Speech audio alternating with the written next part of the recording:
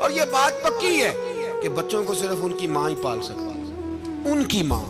और बात मुझे नहीं भूलती, एक शख्स ने बीवी को तलाक दे के दूसरी शादी की। उसका बेटा था 10 साल का, तो उसने अपने बेटे से कहा कि बेटे बता, पुरानी अम्मा सही थी या ये सही है? उसने कहा नहीं अब्बा, वो तो झूठ बड़े बोलती थी, ये सही है। वो झूठी थी, वो झूठ बड़े बोलती थी मेरी सगी अम्मा, ये सच बोलती है। उसने कहा वो कैसे?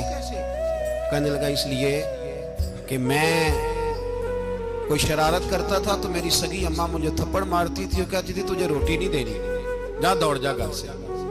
तो मैं दौड़ जाता था तो झूठ बोलती थी नहीं देनी, फिर आधे घंटे के बाद मुझे ढूंढने लग जाती थी, ढूंढ के लाती थी, फिर मेरी मिन्नत करती थी, फिर मुझे कहती थी ना मुझे सताया कर, फिर मेरा माथा चूमती थी, फिर मेरी मर्जी का खाना बना के देती थी, फिर मेरे मुंह में लुकमे डालती। झूठी थी, पहले कहती है नहीं देनी, फिर पीछे भागती है। ये सच्ची है, मैं शरारत करता हूं तो थप्पड़ मार के निकालती है, फिर मैं मिन्नतें करता हूं पर रोटी नहीं देती, पैर पकड़ता हूं नहीं देती, सच बोलती है, अपनी बात पे डट जाती है। ओ भाई, बच्चे उसकी माँ ही पाल सकती है।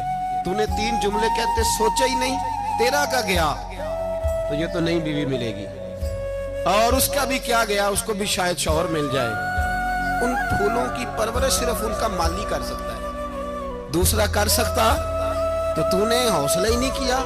ठीक है गलती बीबी की थी, पर तू तो मर्द था ना, तेरे पास तो दलेरी थी। फटाफटी 3 तलाक के जुमले कह दिए। और मेरे रसूल पाक अलैहिस्सलाम ने फरमाया जायज काम बड़े हैं, पर तलाक जायज तो है, पर मेरे रब को पसंद नहीं, अल्लाह को पसंद। तूने माली भगा दिया जिसने तेरे घर का बाग सेंचना था।